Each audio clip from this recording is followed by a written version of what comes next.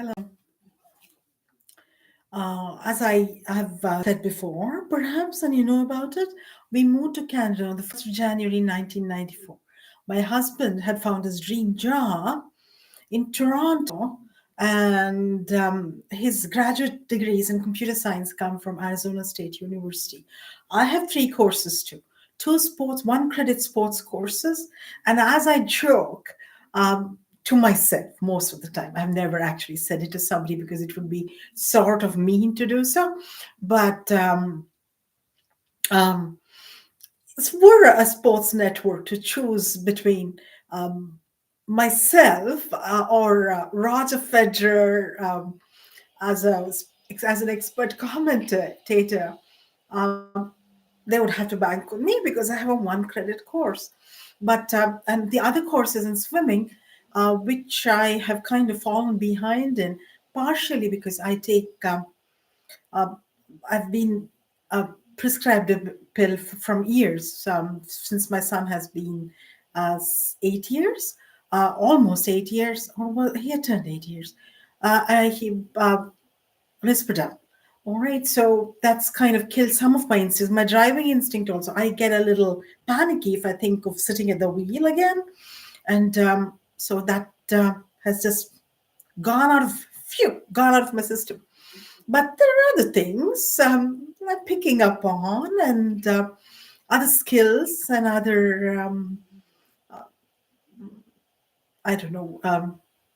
You could say um, other areas of study that I'm engaging in. So beginning with before I go on to my talk on Canadian prime ministers, and I'm doing three books, but I'm taking a comment from each book because the last time I did, I don't want to fall into a pattern. I took just some portions from each book, and as I because my son himself is a social sciences graduate. He has a master's in public policy. Is working for the Manitoba government um, in Winnipeg. This sort of thing should be done by students of social sciences. I myself reasoned out. And so the same pattern, then they would kind of, if they were to listen, take my points and argue better, maybe, because they have courses in social sciences, but they won't do their homework as they should. So I'm going to take some points which are of interest from all three books, which are My Years as Prime Minister by Jean Chrétien, Hell or High Water by Paul Marden, Right Here and Right Now, right? That's the book by Right Here, Right Now by Stephen Harper. That's an audio book, and it's been read by the author himself, Stephen Harper. So I'm going to do that. And but before that, one comment, and I shall allow this only as an aside, is that I looked up an essay by Chuck Klosterman on the internet. My husband owns some books of Chuck Klosterman, and this essay was very interesting. Chuck Klosterman was in a rant about women who prefer John Cusack, prefer money basically, to nerdy men. So he likes Woody Allen, who made women fall for nerdy men. Uh, you got to read the essay. But and he cannot understand why when Harry Met Sally is interesting. But I like when Harry Met Sally. And to this day, I swear by Billy Crystal's style of talking in the movie, and he keeps a puzzle. He never lets on, sort of a thing. And then Meg Ryan, of course, the famous scene, right? I mean, apart from her other acting in the movie, where she does having a sexual high and almost an orgasm, if you will, and that essay was on the Library of Congress website from through some other link, and the Library of Congress called it popular culture. Well, it belonged to popular culture, and the other note was civilization 1970s dash. What would the stock be classified as by Library of Congress? Politics? Ooh, ooh. I shouldn't do this because, but this is an aside comment because you know, and but I have to mention this one other fact that I have 3 degrees in engineering. I shall underline this. And my MASc thesis, Master of Applied Science thesis, is in the National Library and Archives of Canada. Yeah, and yeah, so I don't know, like that's Canada's Library of Congress. So Jean Chrétien's book, um, and I have referred to this in other essays of mine, um, begins with him talking about the meet your card, etc. I'm not a social sciences student, so I have to go back to where I came from in certain cases, unless I've caught this in the newspaper. The Meech Laker card comes back from way back before I moved to Canada with my husband. So had a say on the veto, which is interesting, and the Canadian Constitution. So that I have to study in detail again, but I think I have dwelt on this in my essays. That being said, I'll come back to Jacques Chrétien's book with a nice, fun comment. I have 3 comments, but I'll restrict myself to only one comment on his golfing skills. All these prime ministers and presidents like to golf. And yeah, so all right. I must begin by saying that I noted the point in Barack Obama's book or on the elsewhere on the internet that Barack Obama, as president, put an end to torture by the police or by, I don't know, maybe by the CIA and FBI and torture in general.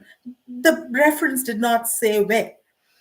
And in relation tried to put a stop to police brutality.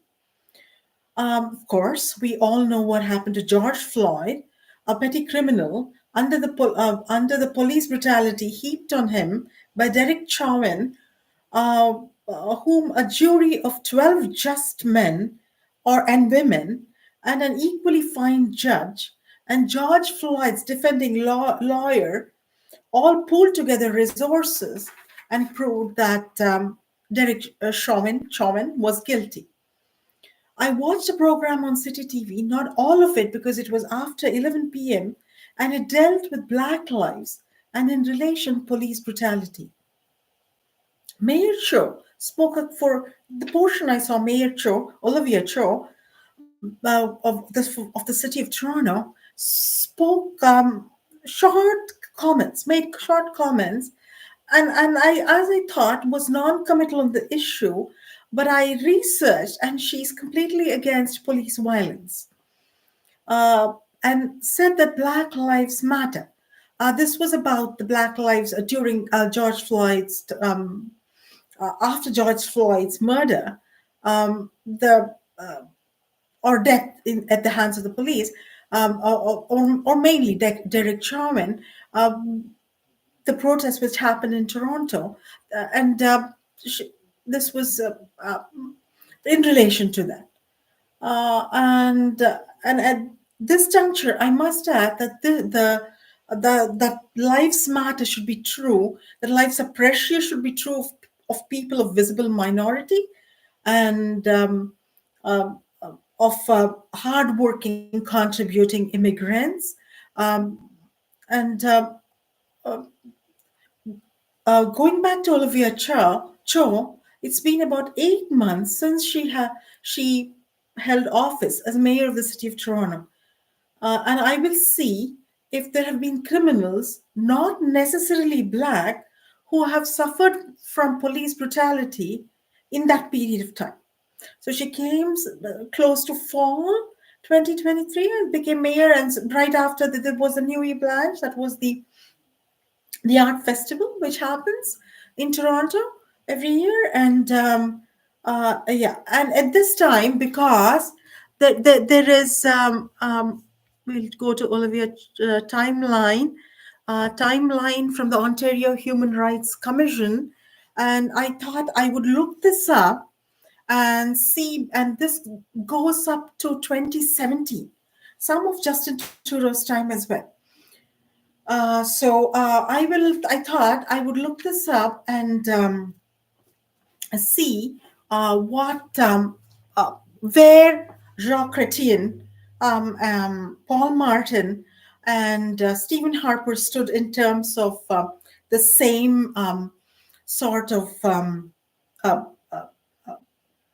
action that they took.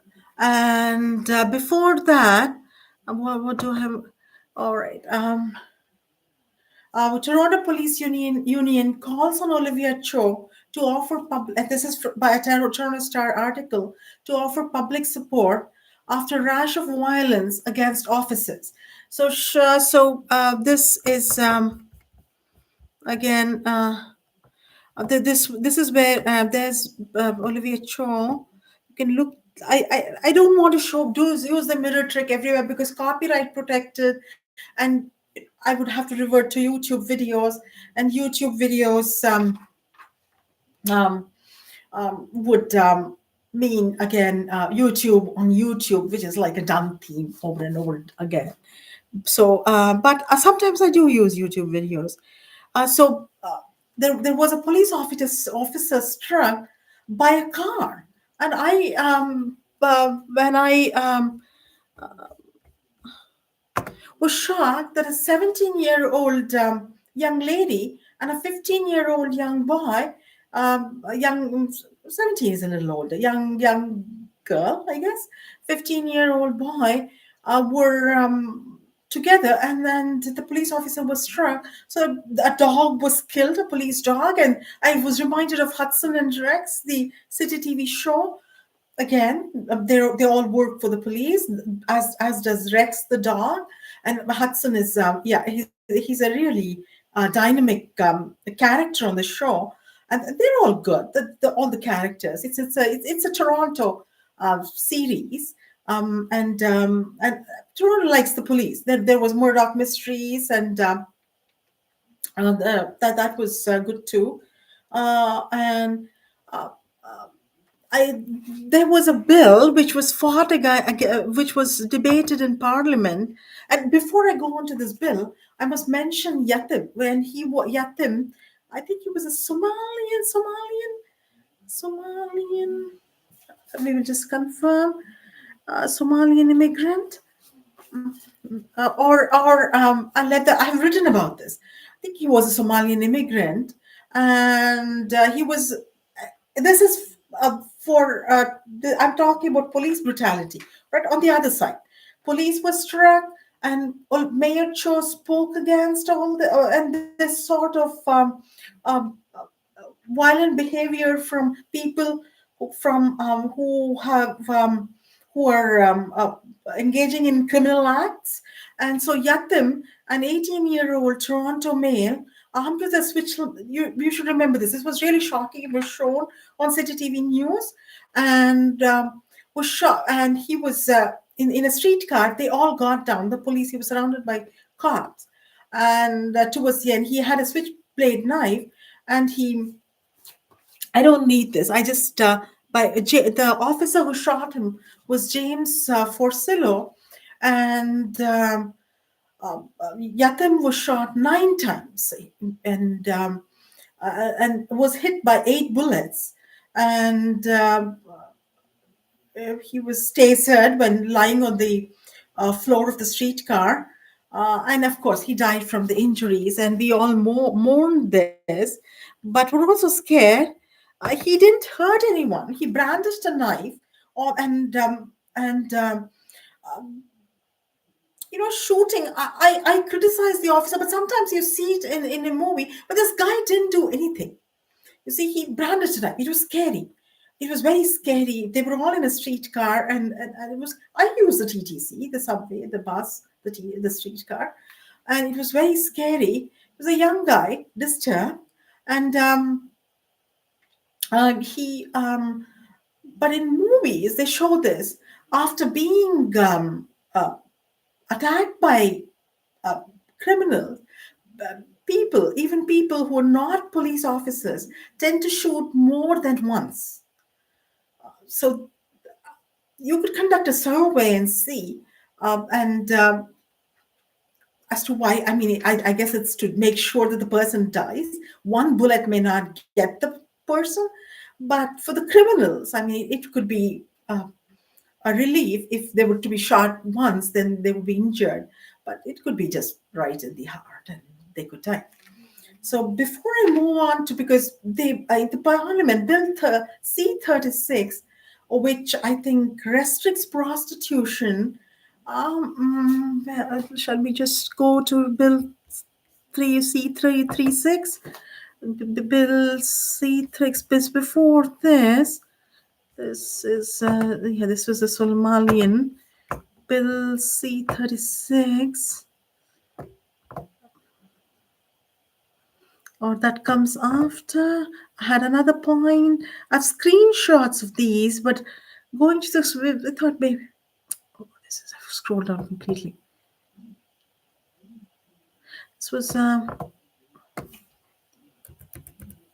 This is okay. Standing Committee on Justice and Human Rights, and yeah, this is Bill C-36, an act to amend the criminal code in response to Supreme Court of Canada decision in Attorney General of Canada's versus Bedford, and to make consequential amendments to other acts. This was when was this 2014? Oh, this was during the Harper time. I'll go to the timeline again before that and mention and make my point. So this was so Bill C-36, and Bill C-36 criminalizes for the first time in Canadian criminal law the purchase of sexual services.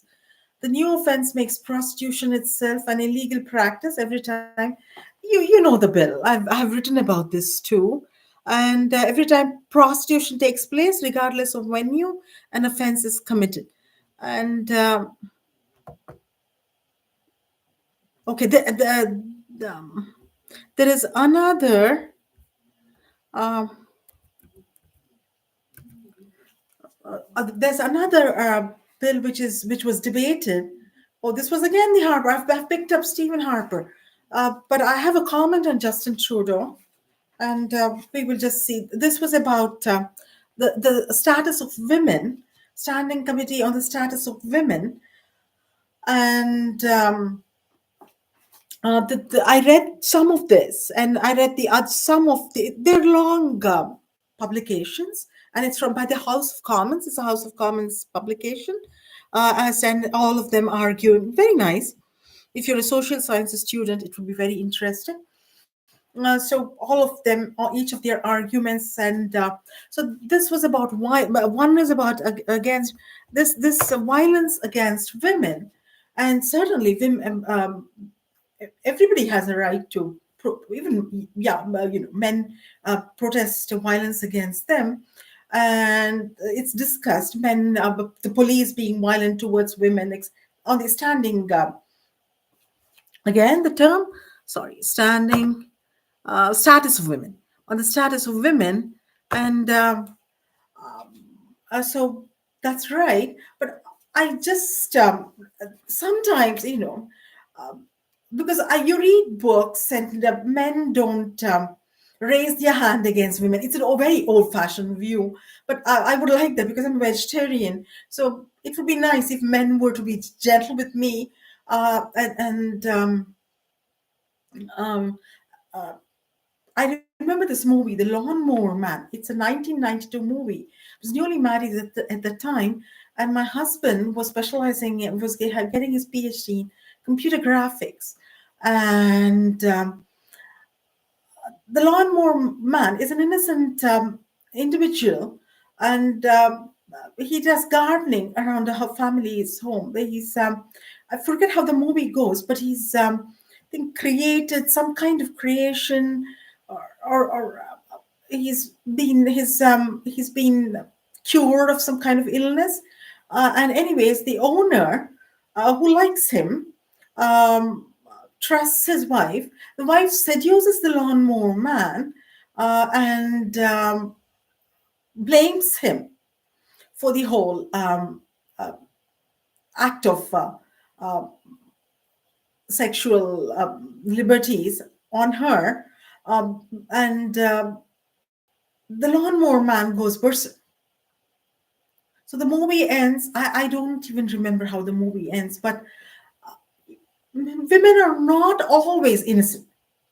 So all these may sometimes these Machiavellian plots for the simplest of reasons come from women. But you have all these men planning all these escapades. Recently, I was reading a book, and I thought I, it doesn't work for me. Writing two lines on a piece of paper and wishing some wishful thinking doesn't work for me. All right, I don't cut corners, and I don't believe in what is termed by the Salem in the Salem witch trials, witchcraft, and that sort of thing.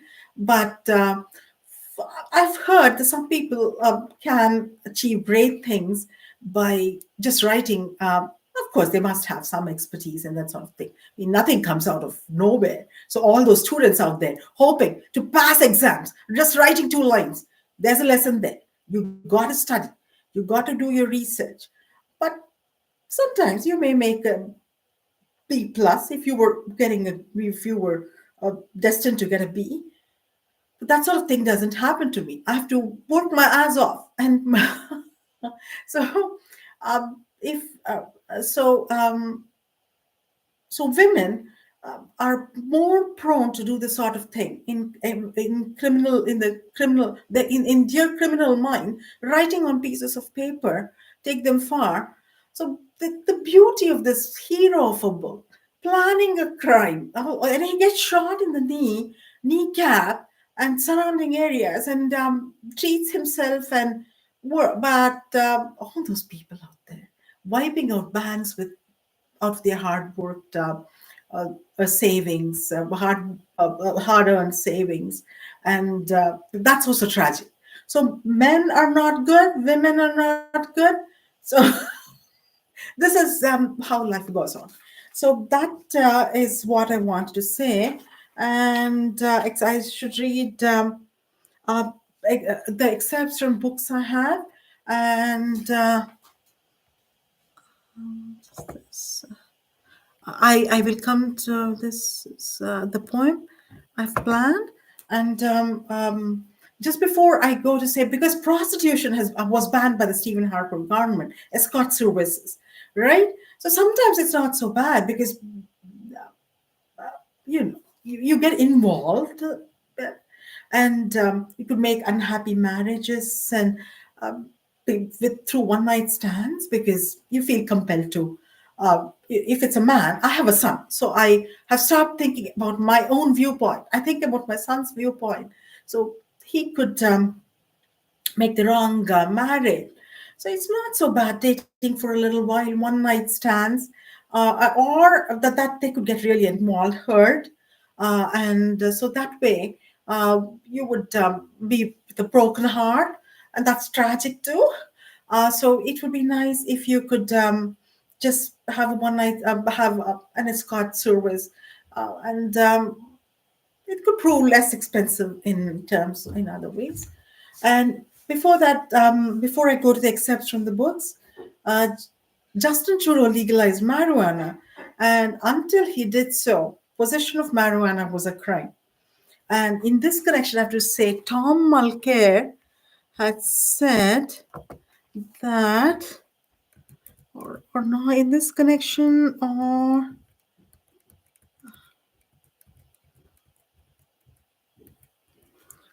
or I just thought I would bring up Tom Mulcair because there is some important point he made, and this was should have written down, but it gets to be a lot of work. And I thought Tom Mulcair. Nothing. I found it. I thought he would win because he got the most number of claps in the UFT debate. Justin Trudeau, Tom, yes, Honorable Tom. This was in 2015, right? Um,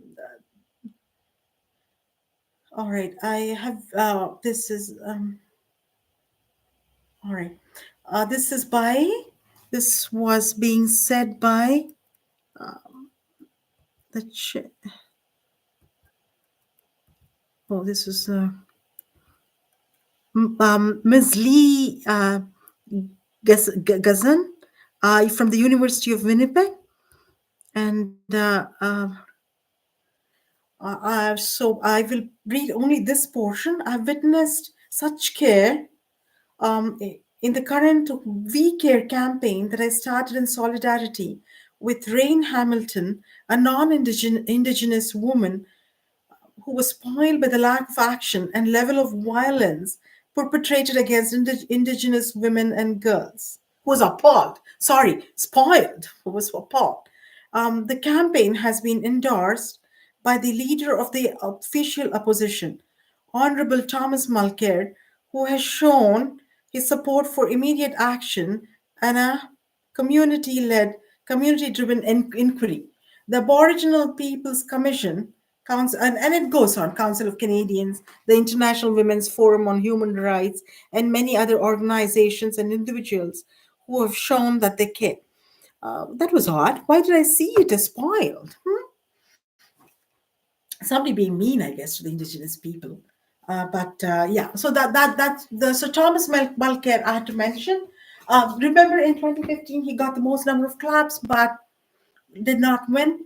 And Justin Trudeau always stole the show. But and, yeah, but you have to remember that possession of marijuana was a crime, and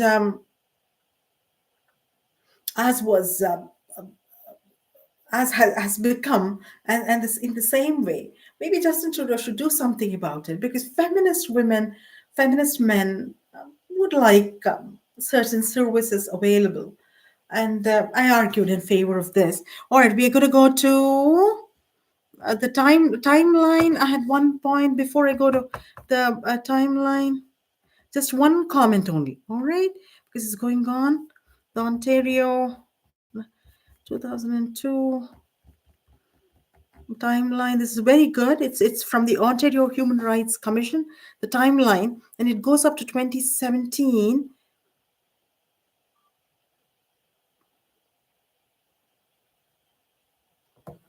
Oh, yeah, black people were disproportionately charged for out of sight driving offenses. Wonder what out of sight driving offenses means. Driving while black phenomenon. What is out of sight? I don't know. Is it something? It sounds like a racist term because I don't know. In China, my son is a little, maybe a shade darker than me. The beard also, right? The brisles that makes him look a little dark. They kept saying he's black. He blends with the night and beiging, and I wonder he's tall. Maybe that's that. But these days, Chinese men are growing taller too. But is this something? This is a racist comment, you know. But then, okay, we will go racial profiling, the assassination of black law enforcers. I had a point.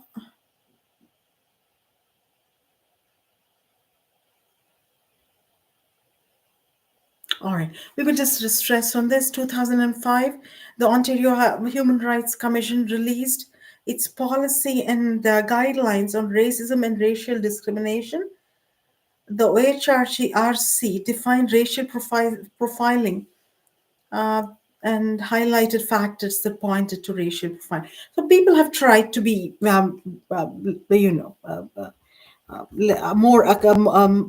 more liberal and less racist, and slowly I think Black Lives Matter is an issue. I had a point. I should have written this down. All right, I'll go to my years of and I said I would just talk about golfing. I had other comments, but how long have I been talking? All right, bear with me. All right, I've been talking for half an hour.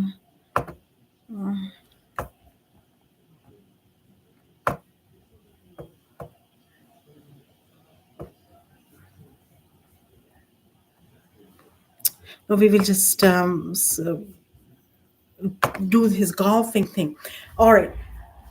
Jean Chrétien has said in his book, it reminded me of my old story about how, when I was a boy, French Canadians were allowed to play at the very Anglo Golf Club in Grandmere only at night.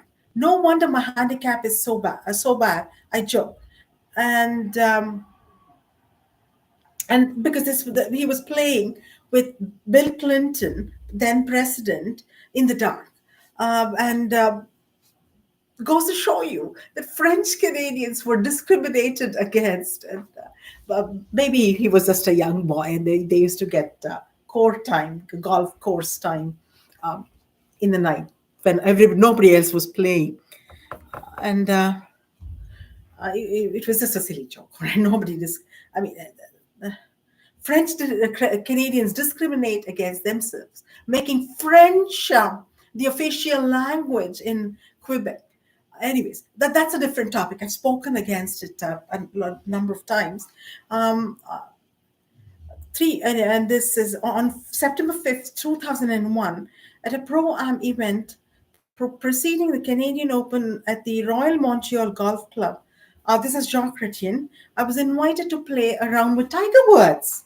Nothing in the game of politics had ever been as nerve wracking as a game of golf. Not only did Woods take our round seriously, but we were followed the whole way by thousands of avid spectators and play by play radio reporters. Though I managed a decent drive off the first tee, I didn't play very well. The pressure was excruciating, and so was the humiliation. Oh, it was Tiger Woods, Prime Minister Chrétien. Even when I had a good shot, Tiger's was always a lot better. Woods was nice to me, and we chatted comfortably, though he obviously preferred to keep his mind on his game. His concentration was a wonder to behold. He wouldn't sign autographs or interact with the crowd, so it was left to me to satisfy them by shaking hands and making jokes. A few times I had to rush back to my ball while Tiger waited a bit impatiently. On the seventh hole, just to keep the game moving, I broke a rule and picked up my ball after knocking it back and forth from one bunker to another, trying to get it on the green. As a penalty, I was given a 7 on a par 3, but I could have been given 100 and it wouldn't have made any difference. I'm playing okay, I joked. It's a course that's crooked. So good. In the end, I wound up with a 92 to Tiger's 64.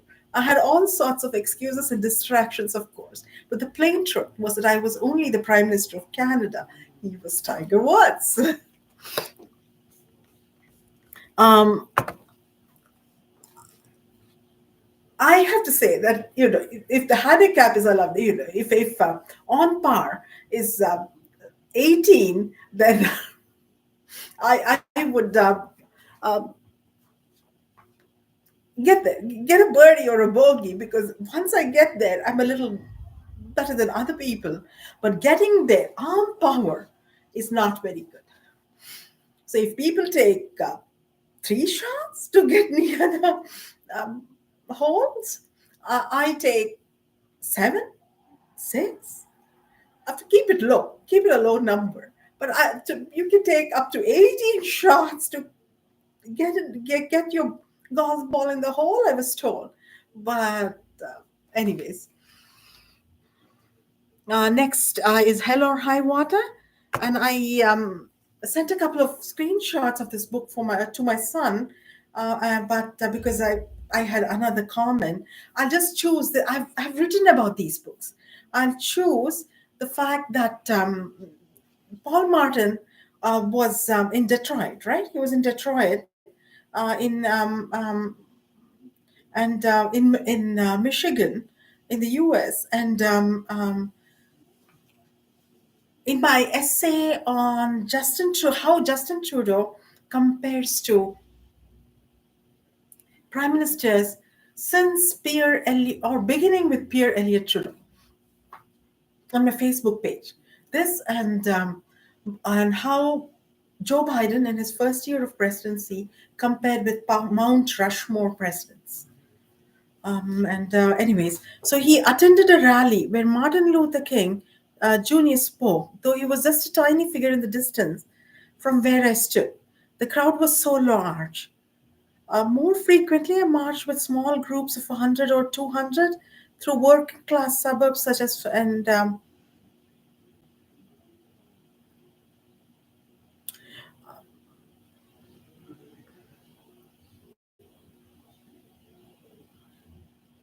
I thought I would have chose this. And the first portion I had chosen, but I think it's a little. It's just that the differences in religious differences between Protestants and Catholic, and that's been underlined right at the beginning. It's more in I guess observatory fashion. And I thought that I would just see if I could get to Dr. Martin Luther King's. They just got two lines, and this is in Detroit, his talk in Detroit.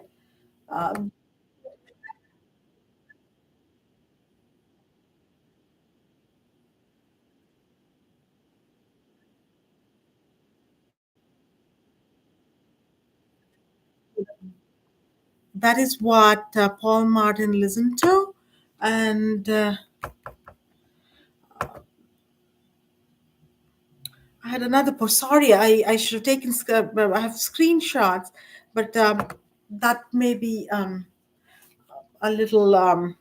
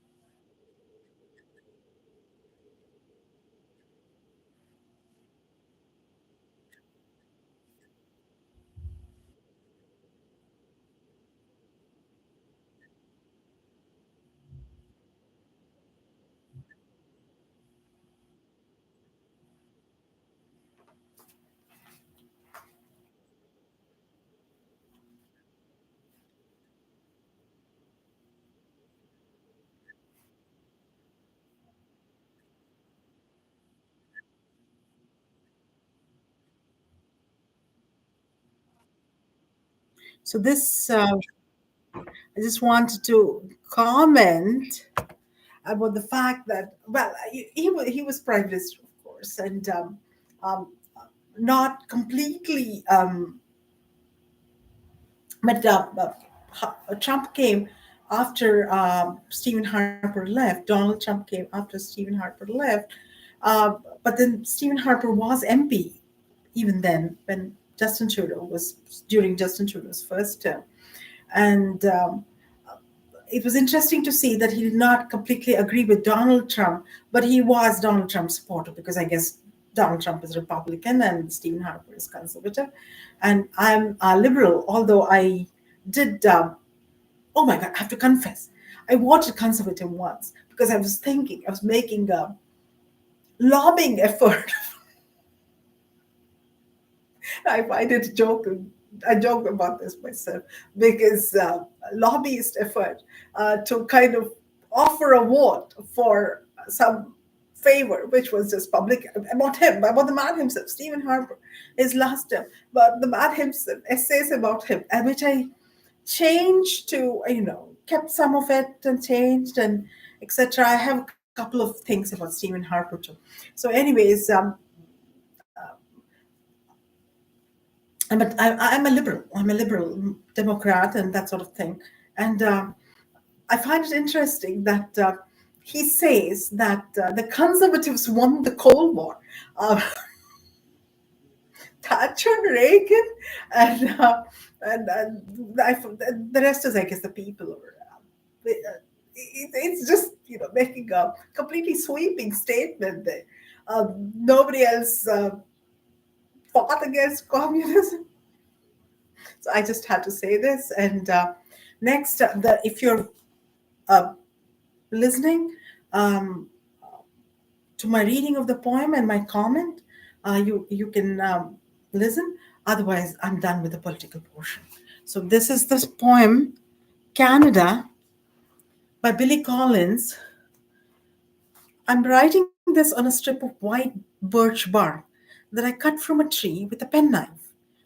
There is no other way to express adequately the immensity of the clouds that are passing over the farms and wooded lakes of Ontario, and the endless visibility that hands you the horizon on a platter. I'm also writing this in a wooden canoe, a point of balance in the middle of Lake Kuchik. This puts me off canoeing. On sorry, going back to the poem, resting the birch bark against my knees. I can feel the sun's hands on my bare back. That's so well said, right? Sun's hands on my bare back. But I'm thinking of winter, snow piled up in all the provinces, the solemnity of the long grain ships that pass the cold months, moored at Owen Sound. Oh, Canada, as the anthem goes, scene of my boyhood summers, you are the pack of sweet caporals on the table. You're the dove soft train whistle in the night. You're the empty chair at the end of an empty deck. You're the shelves of books in a lakeside cottage. This is Canada. Shelves of books in a lakeside cottage. Gift from the Sea by Anne Morrow Lindbergh. A Child's Garden of Verses by Robert Louis Stevenson. Anne of Avonlea by L.M. Montgomery. So You're Going to Paris by Clara E. Laughlin. And Peril Over the Airport, one of the Wiki Bar Flight Stewardess series by Helen Wills, whom some will remember as the author of the Cherry Ames nurse stories. What has become of the languorous girls who would pass the long, limp summer evenings reading Cherry Ann, student nurse, Cherry Ann, this is in italics, it's a little, senior nurse, Cherry Ames, chief nurse, and Cherry Ames, flight nurse. Oh, this is completely a nurse kind of a thing. Where are they now? The ones who shared her adventures as a veterans nurse, private duty nurse, visiting nurse, cruise nurse, night supervisor, mountaineer nurse, dude ranch nurse. There is little she has not done. Rest home nurse, department store nurse, boarding school nurse, and country doctor's nurse. Oh, somebody love nurses. Oh, Canada, I have not forgotten you. And as I kneel in my canoe, beholding this vision of a bookcase, I pray that I remain in your vast polar North American memory. You are the paddle, the snowshoe, the cabin in the pines. Your Jean de Brebeuf with his martyr's necklace of hatchet heads. You're the moose in the clearing and the moose head on the wall. You're the rapids, the propeller, the kerosene lamp. You're the dust that coats the roadside berries. But not only that, you're the two boys with pails walking along the road, and one of them, the taller one, minus the straw hat, is me. So I chose this poem because he says that Canada is a shelves of books in a lakeside cottage, and all the other some of the similes he's used, I cannot relate. I don't share.